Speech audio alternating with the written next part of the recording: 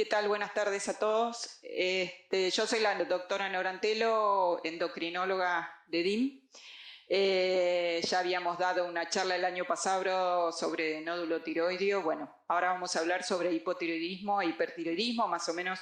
Más que nada la idea es el manejo clínico para que ustedes, bueno, cuando tengan alguna paciente con esta patología, puedan ver en qué momento derivar o que lo puedan manejar ustedes.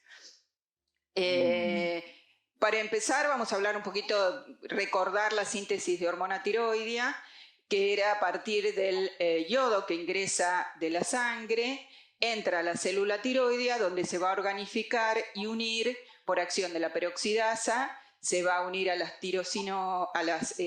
yodotirosinas. Las yodotirosinas se van a unir formando las yodotironinas, y esas unidas a este coloide que está dentro del folículo tiroideo, por pignocitosis van a entrar nuevamente a la célula, donde van a pasar a la sangre nuevamente en forma de T3 y T4, y el yodo que queda en la T1 y en la T2, que serían moléculas también de yodo, que por deiodinasa se va a volver a reciclar y va a volver a entrar en el círculo para la formación de hormona tiroidea. Esa hormona tiroidea que va por sangre va a llegar a la célula donde produce su acción, donde se va a transformar la T4 en T3 por acción de las deiodinasas, que es la hormona activa, que se va a unir a los receptores de la célula a nivel nuclear. El receptor de la hormona tiroidea está en el núcleo de la célula. Estos receptores forman parte de la familia de transcriptores de genes, donde van a producir, digamos, la síntesis de proteínas, que a su vez va a llevar a la acción dentro de la célula blanco. Volviendo a estas iodinasas, que son las que transforman la T4 a T3, que sería la forma activa de la hormona tiroidea, estas de iodinasas, hay tres tipos. La de iodinasa tipo 1, que se las voy a nombrar porque después son importantes en la acción de los medicamentos que vamos a utilizar en el hipertiroidismo. La de iodinasa tipo 1, que está en hígado, riñón, tiroides, convierte la T4 a T3 o a T3 reversa. La T3 reversa es la forma inactiva de la hormona tiroidea. Y vamos a ver que esta de iodinasa va a estar aumentada en el hipertiroidismo y reducida en el hipotiroidismo, su acción, ¿no? La de iodinasa tipo 2, que está principalmente en cerebro, hipófisis, que va a convertir la T4 a T3 y mantiene, justamente es una de iodinasa única para, digamos, el sistema nervioso, lo que hace que se mantengan concentraciones de T3 siempre, o sea que se asegura que el cerebro tenga T3, porque es fundamental para la acción de la neurona. Y esta de iodinasa la vamos a tener su acción reducida en el hipertiroidismo y aumentada en el hipotiroidismo. Y por último, bueno, la tipo 3, que está principalmente en la placenta, que también va a proteger al feto en caso de un exceso de hormona tiroidea. La convierte de T4 ya no a T3, sino a T3 reversa, que es la forma inactiva. Por eso protege al feto en caso de un exceso de hormona. Entonces, yendo ya a la patología, vamos a empezar con la tirotoxicosis, que es el exceso de hormona tiroidea en sangre. Este exceso de hormona tiroidea puede deberse a una síntesis aumentada, que es lo que llamamos realmente hipertiroidismo, y la causa más frecuente, por eso está en rojo, es la enfermedad tiroidea autoinmune, que es la enfermedad de Graves. También la enfermedad autónoma, los nódulos o ovocios polinodulares autónomos, el exceso de TSH, que es muy infrecuente por tumores productores de TSH, y el mediado por HCG, como la mola, que produce HCG, y la HCG tiene la misma acción que la TSH a nivel de tiroides, produciendo un hipertiroidismo. Después tenemos otra causa, que sería la liberación excesiva de hormona tiroidea por destrucción como de la célula, por ejemplo la tiroiditis aguda o subaguda, que se da por infección bacteriana o viral, que es transitoria, o también la inducida por fármacos, que vamos a hablar un poquito de esta forma. Y bueno, y el hipertiroidismo ectópico, que se da más frecuentemente en el carcinoma tiroideo metastásico, donde las metástasis producen hormona tiroidea, o el esteromo ovárico, que es un tumor ovárico que produce hormona tiroidea. Entonces, empezando por la forma más frecuente de hipertiroidismo, que es la enfermedad de Graves, para recordar un poquito el mecanismo, hay una sobreexpresión del complejo mayor de histocompatibilidad HLA clase 2. Esta activación genera la liberación de interleuquinas que reclutan linfocitos y los activan.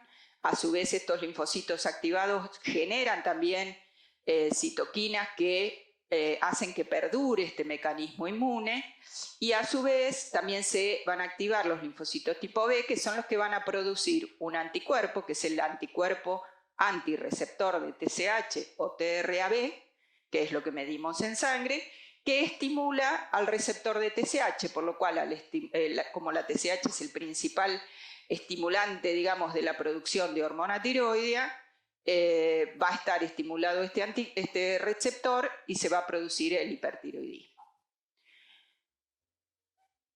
¿Cómo vamos a hacer el diagnóstico? Obviamente primero por los signos clínicos, que no hace falta que se los recuerde cuáles son, y se van a medir principalmente las hormonas tiroideas, T3, T4, TSH, los anticuerpos. Acá está el TRAB, el que explicaba yo, que es el que estimula el receptor de TSH y produce el hipertiroidismo, pero siempre va a estar acompañado del TPO, siempre vamos a tener los dos anticuerpos.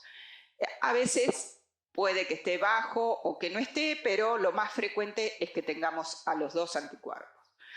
Con la ecografía tiroidea voy a evaluar si es un bocio difuso o puede haber algún nódulo.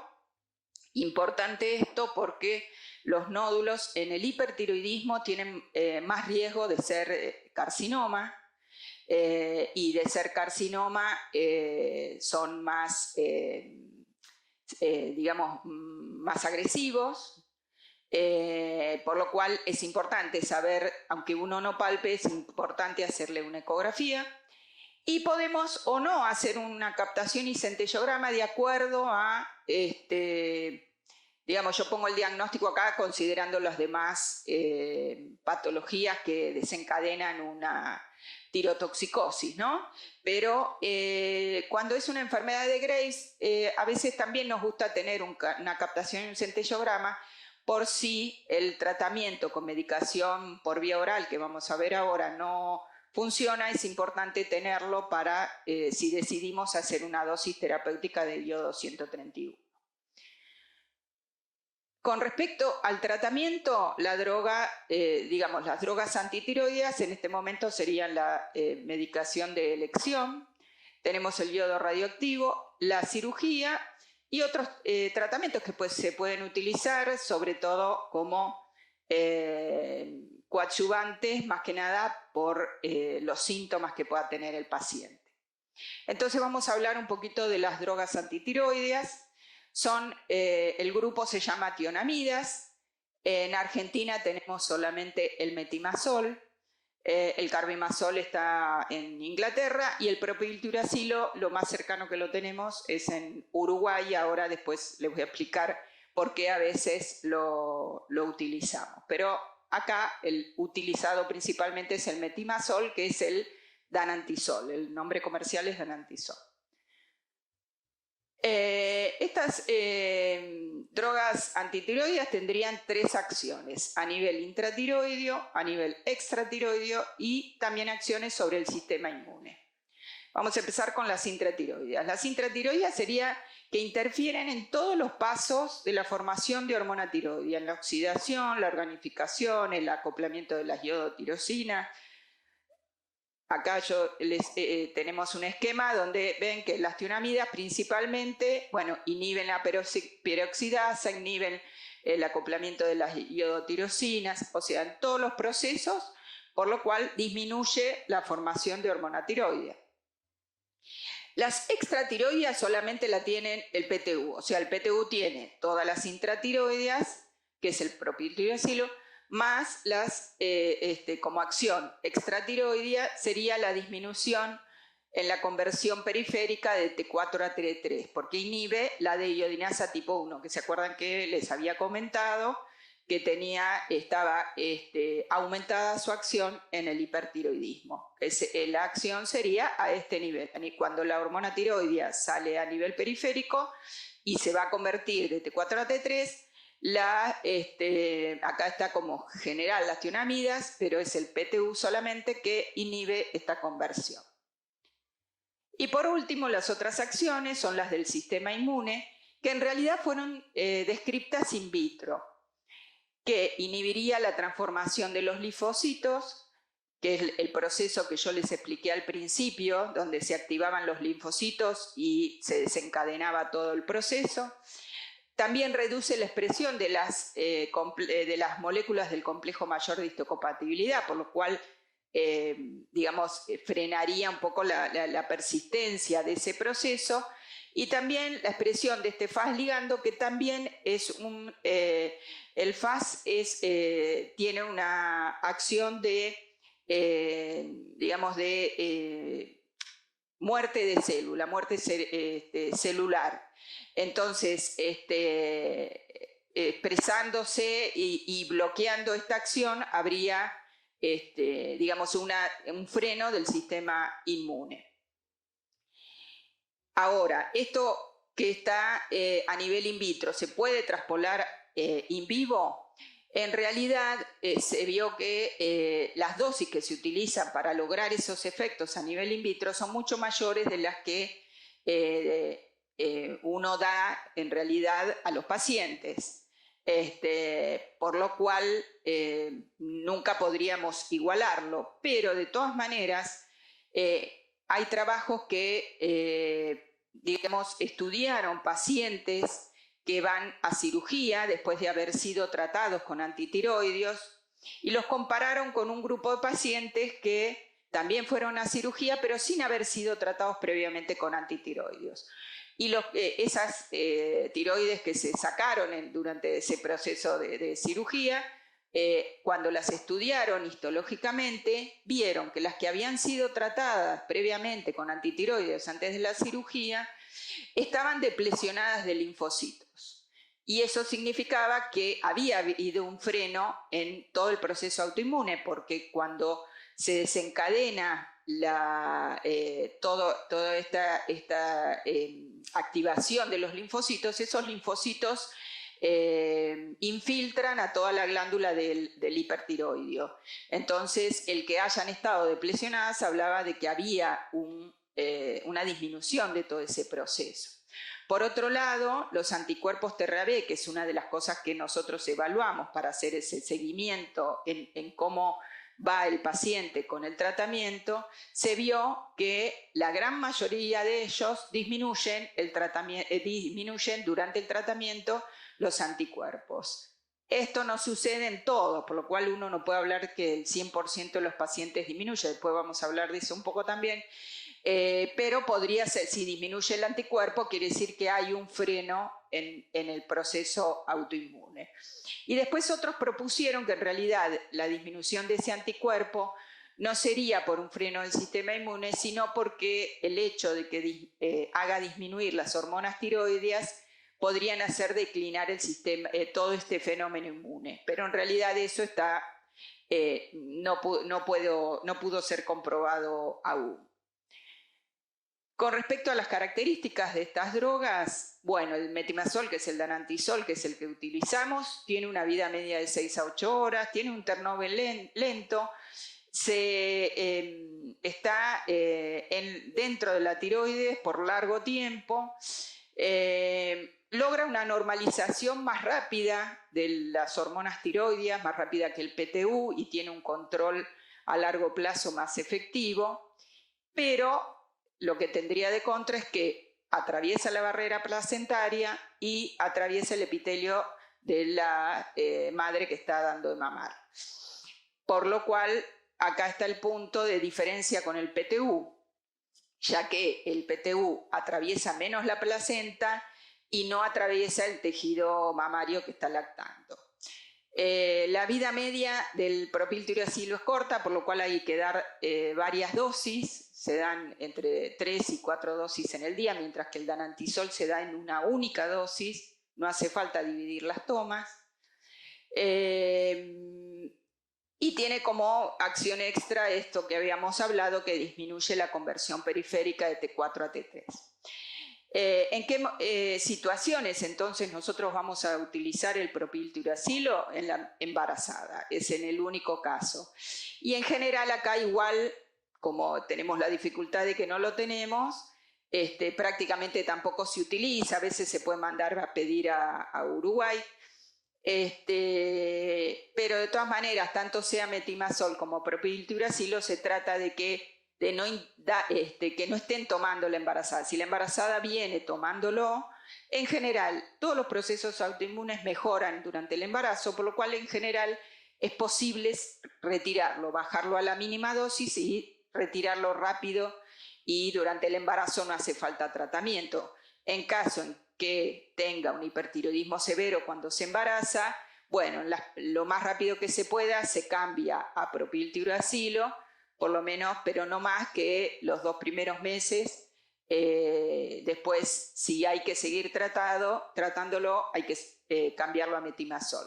Pero por eso repito, la mayoría de las mujeres embarazadas se puede suspender rápidamente el tratamiento y no hace falta mantenerlo durante el embarazo. Después hay que tener la precaución que después del parto en general se reactiva en forma más severa, estar atentos para dar la medicación. Bueno, ¿y por qué lo ideal es sacárselo a las embarazadas? Por su principal efecto adverso de teratogénesis, más importante en el danantisol que en el propiltiuracilo, pero también tendría algunos efectos teratogénicos.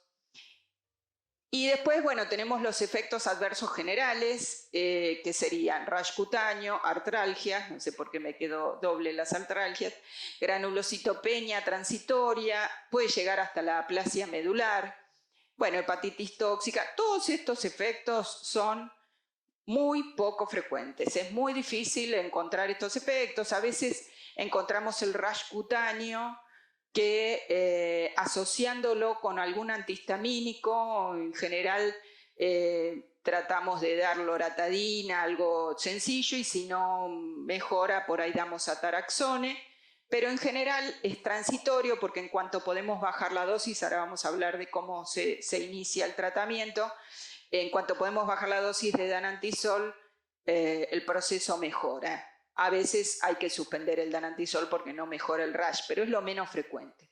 Y lo otro que tenemos también mucho en cuenta, que no porque sea frecuente, sino quizás por la gravedad que puede llegar a tener, que es cuando tenemos una granulocitopenia. Nosotros en cada examen que pedimos de hormona tiroidea siempre pedimos hemograma, por la posibilidad de la granulocitopenia.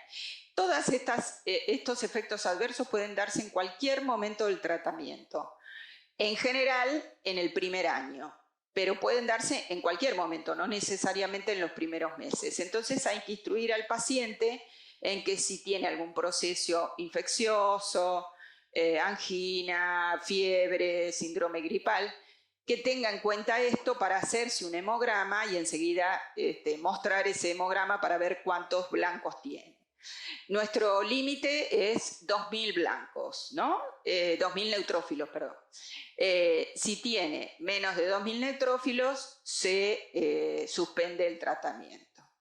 Pero repito, son efectos muy poco frecuentes. ¿Cómo se hace el tratamiento? Digamos, se inicia con una dosis de 20 miligramos de danantisol, que los comprimidos vienen de 20 miligramos y de 5 miligramos, no hay nada intermedio. Entonces empezamos con dosis de 20 miligramos en una dosis única, y una vez normalizadas las hormonas tiroideas, se va disminuyendo progresivamente, es bastante artesanal el tratamiento, y se llega a una dosis de mantenimiento que en general es de 2,5 a 10 miligramos. Esa normalización en general la tenemos en 2 meses, lo más frecuente que en 2 meses, y lo que hay que tener en cuenta es que lo que se va a normalizar siempre a estos 2 meses, como dice acá, es la T3 y la T4. La TSH puede permanecer inhibida bastante tiempo, o sea, el paciente puede estar eutiroideo con una TSH inhibida. No hay que asustarse. Cuando uno logra normalización de T3 y T4, se disminuye la dosis porque no es que está hipertiroideo por tener esa TSH inhibida. Hay que darle tiempo a que levante. Cuanto más tarde esa TSH en desinhibirse, bueno, más probabilidad de que no lo podamos suspender el tratamiento, porque como que tiene más posibilidad de recidiva. Con respecto al PTU, bueno, acá les puse, se da cada 6 u 8 horas y la dosis es de 100 miligramos, o sea, 300 en el día, y se disminuye a 50 o 100 de mantenimiento.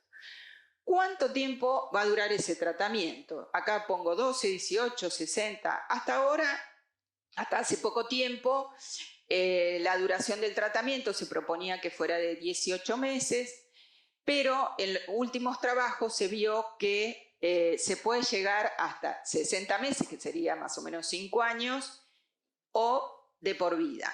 Ahora, después que hablemos un poquito del otro tratamiento que es el yodo, les voy a mostrar los, digamos, protocolos que se proponen para el seguimiento en estos pacientes. No, lo había puesto antes. Lo digo ahora entonces. Los tratamientos, se hizo un estudio donde evaluaron publicaciones desde 1940 hasta 2021, o sea, un montón de años, para evaluar cómo la respuesta al tratamiento, cuánto tiempo uno debería medicar.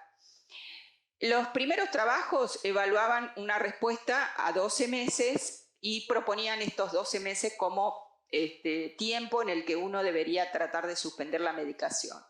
Entre los 60 y los 80 mostraban que había mayor remisión cuando se lo trataba hasta 24 meses comparado con los que se lo trataba solo por 6 meses. Después de los 80, más que nada los trabajos se focalizaban en ver los factores de riesgo de recidiva, que ahora lo vamos a nombrar, que es lo que nos vamos a tener más en cuenta para ver si vamos a suspender o no ese tratamiento. Pero arbitrariamente ellos proponían 12 meses de tratamiento. A partir de los 2000 se vio que en realidad la normalización más, digamos, persistente de los TRAB se da después de los 5 años de tratamiento, que serían esos 60 meses. Por lo cual, este es el tiempo que se propone ahora, aunque no lo dicen las guías todavía, es el tiempo que se propone de hacer tratamiento con danantisol.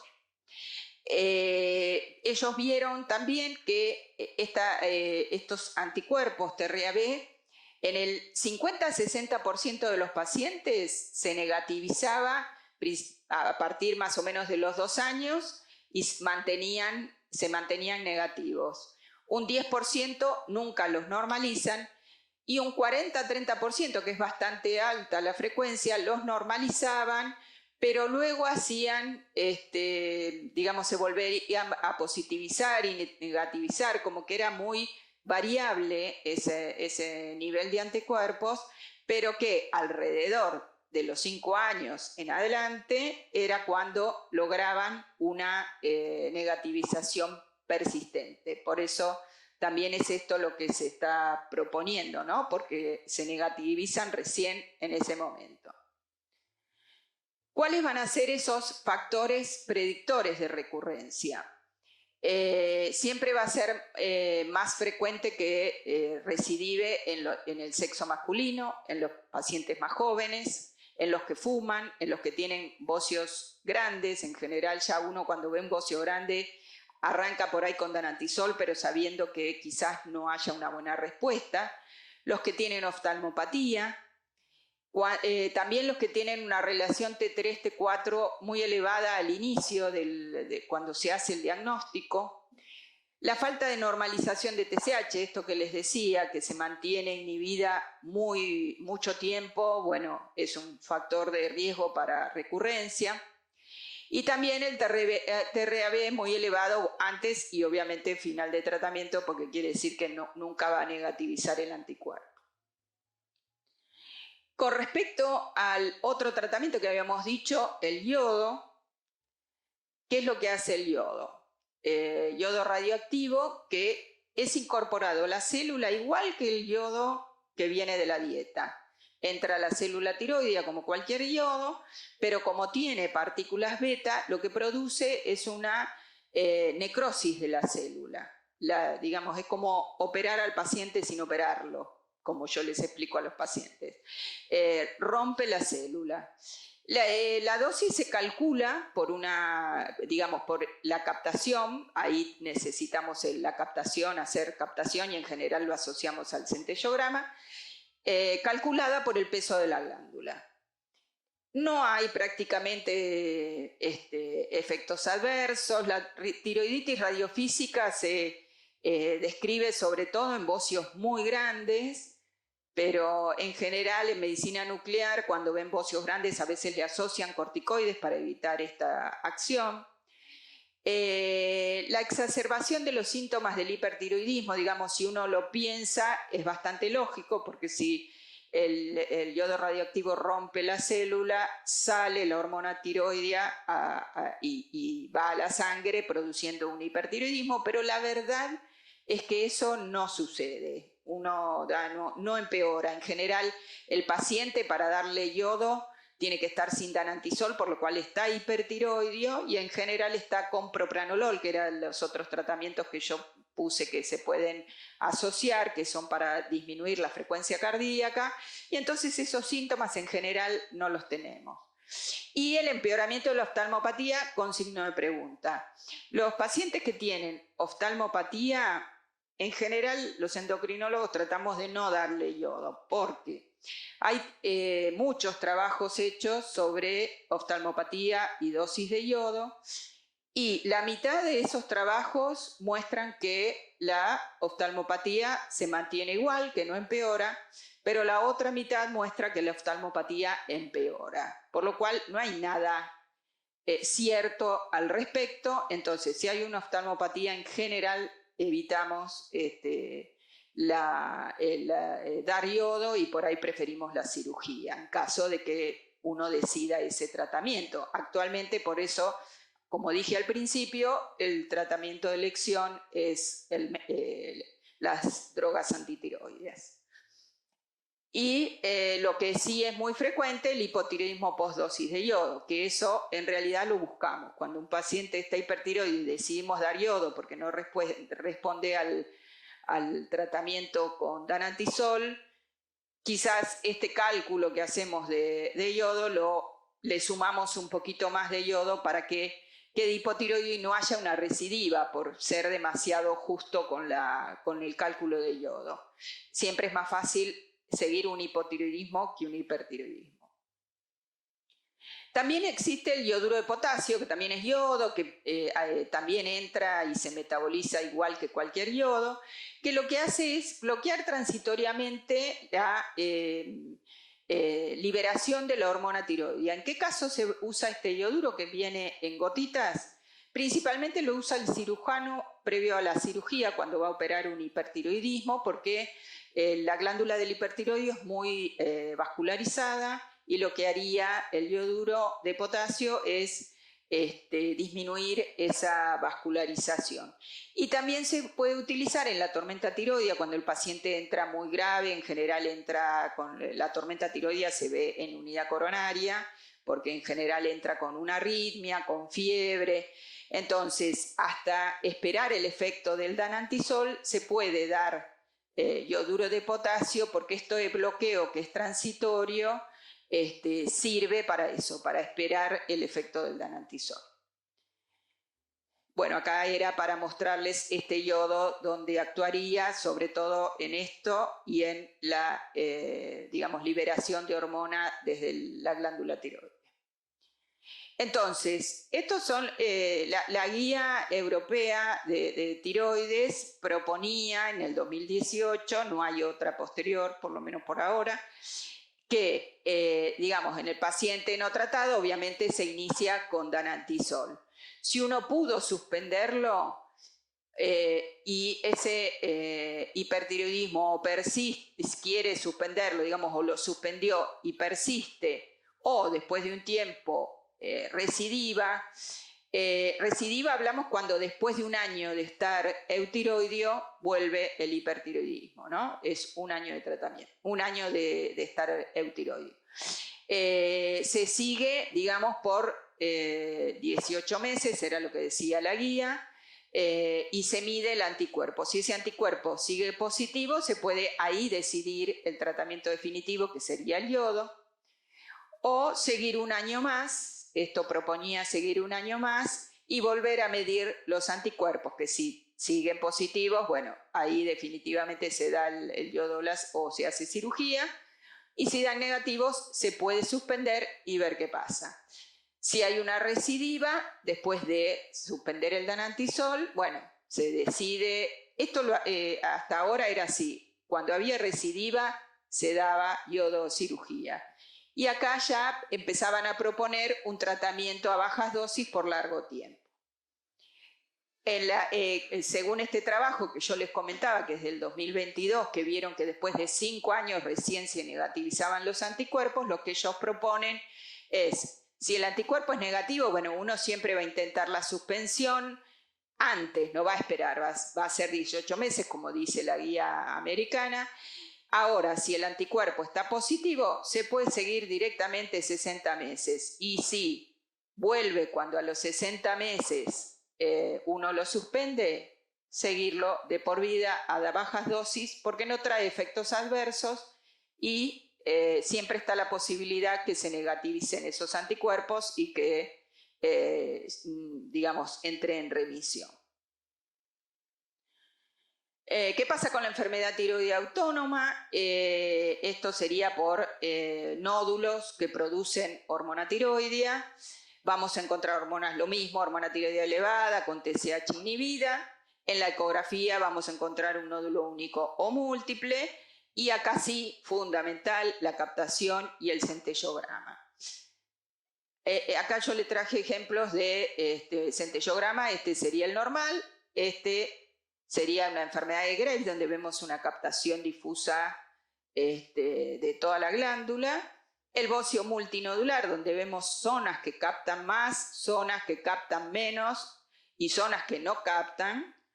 Y el nódulo autónomo único, que es el adenoma tóxico, donde vemos una captación, que sería el plumer, ya ahora prácticamente no se le da ese nombre, pero es el plumer, con una captación única y en este caso con inhibición total del resto de la glándula. Entonces, esto hacemos como tratamiento yodo o cirugía. ¿Y cuándo vamos a dar yodo? Nosotros lo que tenemos que ver para dar yodo, que la TSH esté inhibida. ¿Por qué? Porque si no, estas zonas, si la TSH no está inhibida, está, digamos, aunque sea normal baja, pero por encima de 0, quiere decir que estas zonas que captan menos van a captar ese yodo, y si yo le doy yodo a este paciente, lo voy a poner hipotiroideo. La idea no es ponerlo hipotiroideo, sino que el yodo entre solamente a la zona hipercaptante.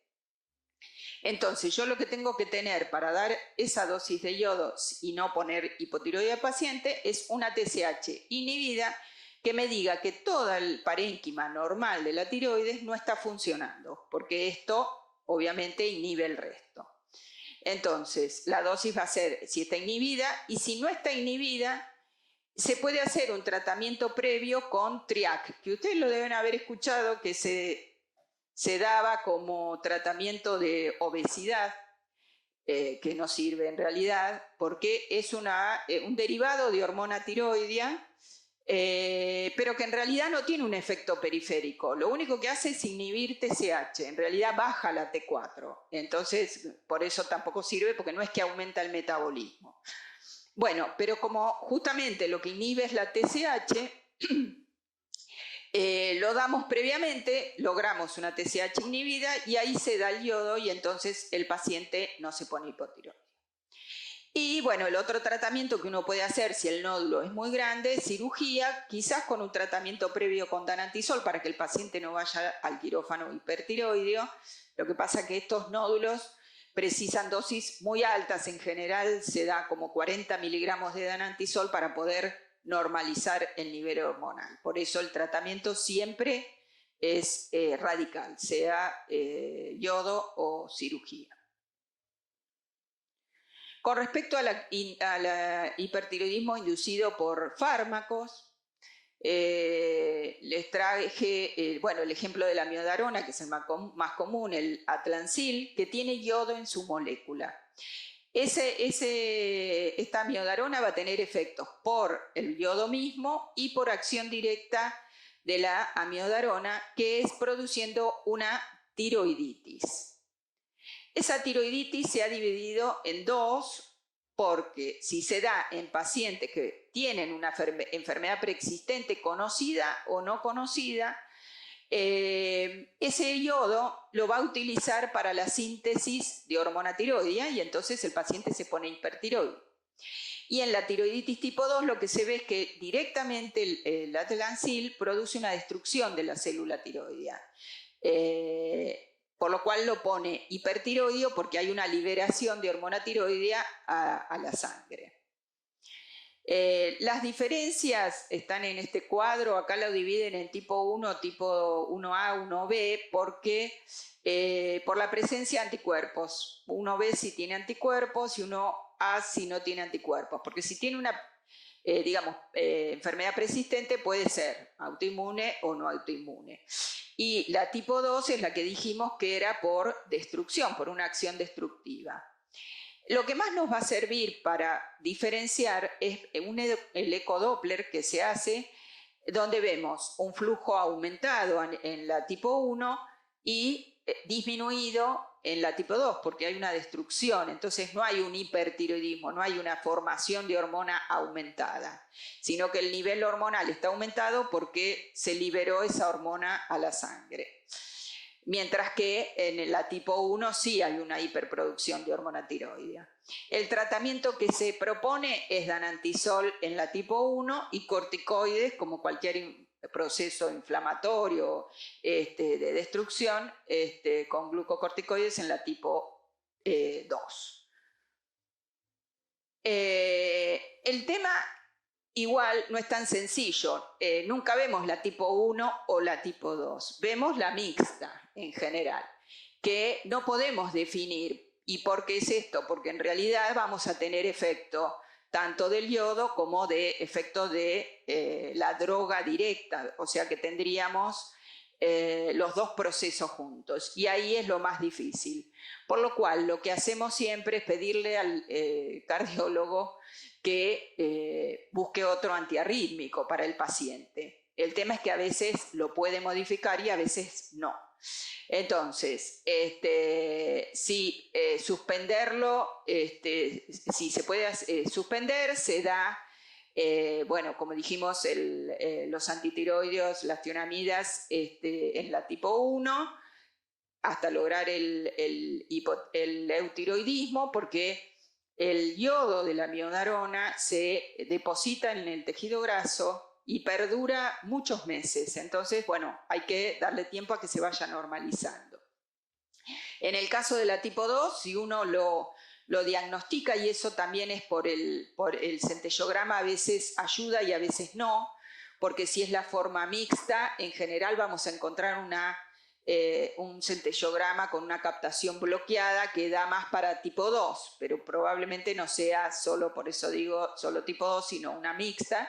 En ese caso se puede dar corticoides. Y lo que se hace frecuentemente, si uno no tiene claro si es tipo 1, tipo 2 o mixta, se dan las dos cosas, se dan las tionamidas y los glucocorticoides.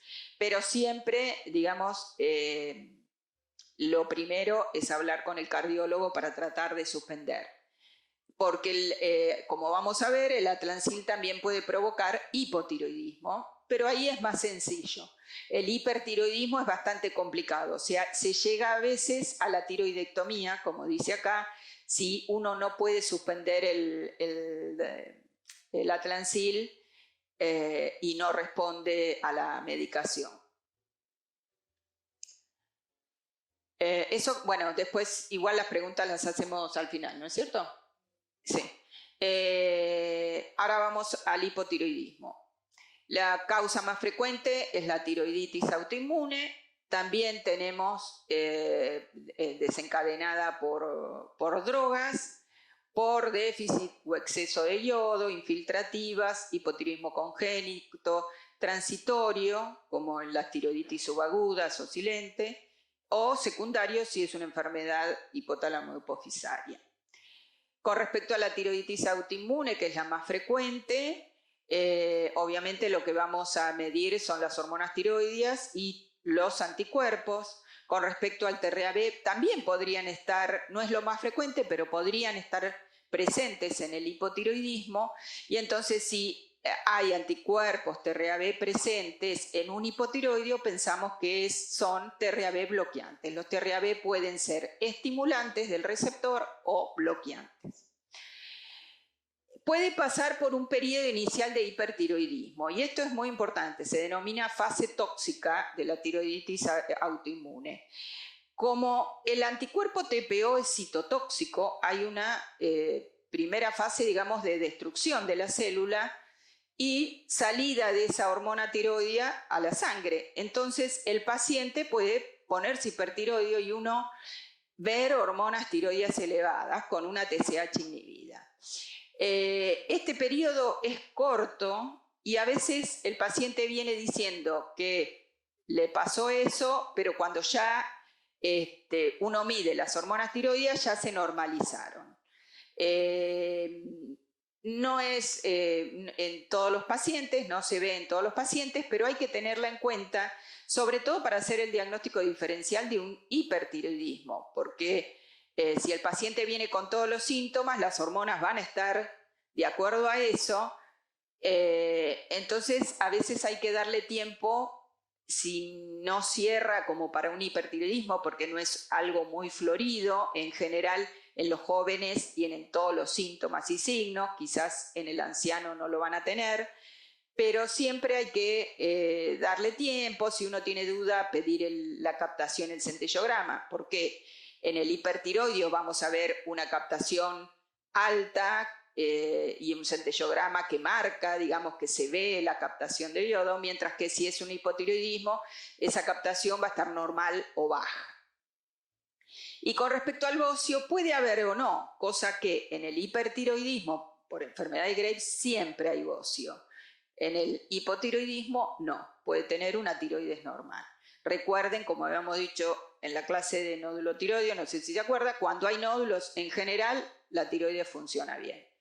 En el caso de, bueno, por eso digo, en el hipotiroidismo puede haber nódulos, pero no es lo más frecuente. Con respecto a las drogas que lo producen, obviamente volvemos a la amiodarona, que por efecto del yodo hay una disminución en el transporte del yodo, en la síntesis de hormona tiroidea, bloquea la liberación. En una tiroides normal, que funciona normalmente, el yodo, el efecto del yodo es transitorio, porque se produce lo que se llama el efecto de Wolff-Chaikoff, que bloquea al inicio, pero después la tiroides que trabaja normalmente se escapa de ese efecto y utiliza el yodo para producir hormona tiroidea. En el caso del que tiene predisposición para un hipotiroidismo, ese escape no se produce, el paciente se pone hipotiroideo.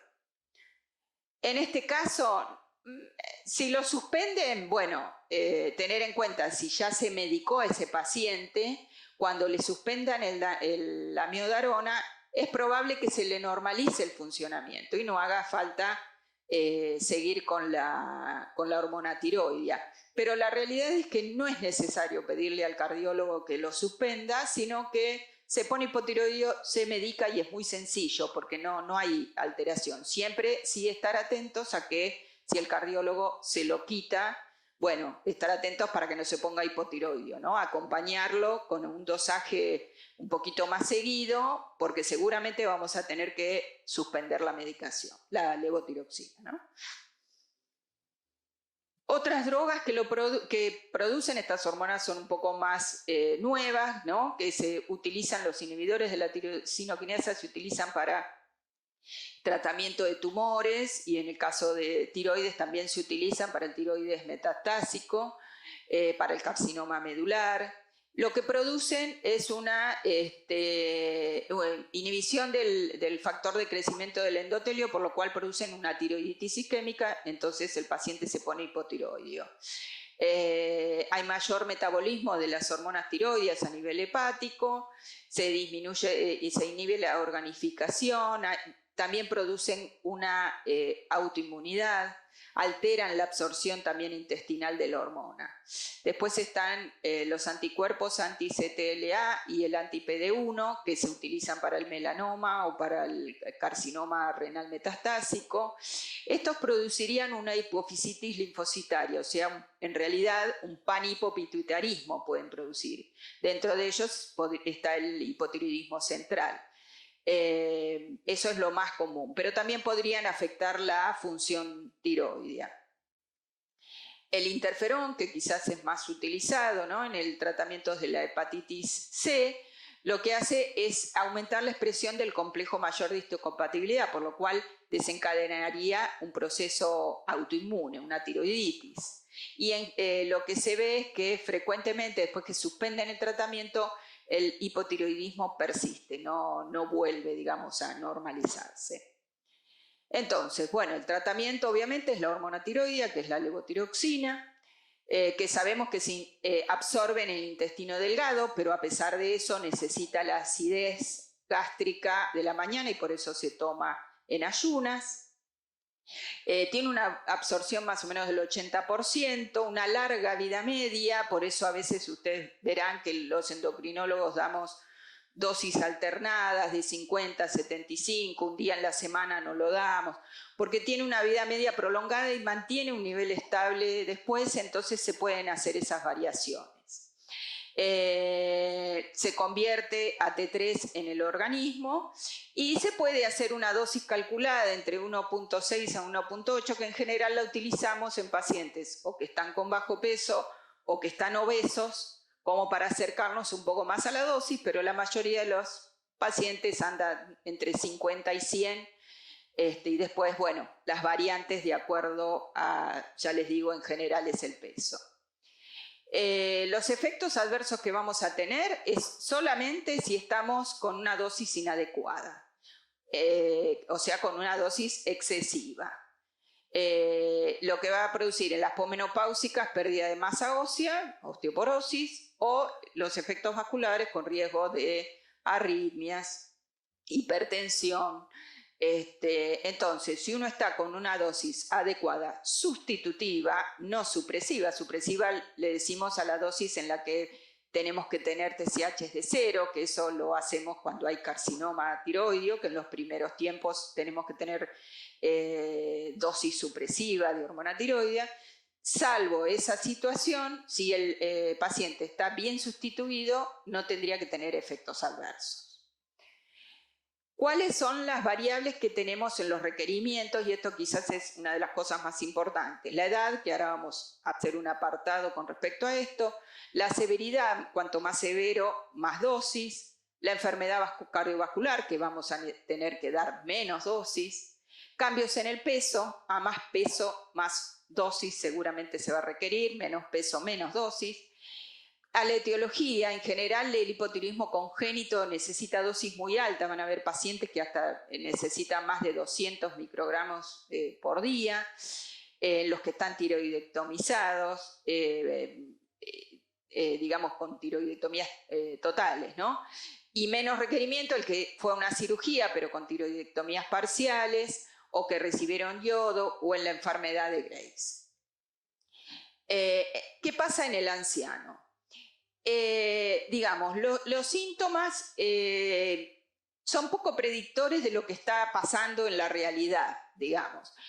Muchos vienen con los síntomas de depresión, deterioro cognitivo, pero no pudo ser asociado al hipotiroidismo subclínico, que el hipotiroidismo subclínico decimos TSH elevada con T3 y T4 normales, que es la mayoría de los casos. Se vio que la terapia en estos pacientes no mejoró esos síntomas, por lo cual la decisión de tratarlos va a estar basada, o sea, no debe estar basada en los signos y síntomas, sino más que nada en los riesgos que va a tener ese paciente. Con respecto al sistema cardiovascular, la disfunción leve, que es el hipotiroidismo subclínico, en realidad sería protector para el corazón porque disminuye la tasa metabólica, el consumo de oxígeno, el tono adrenérgico, y el iniciar una terapia a veces empeora con aparición de arritmias por aumento de la demanda de oxígeno. Eso no quiere decir que lo tengamos hipotiroideo, por eso, digamos, hay los niveles que tenemos que tener en cuenta no son los mismos que el adulto menor de 70 años.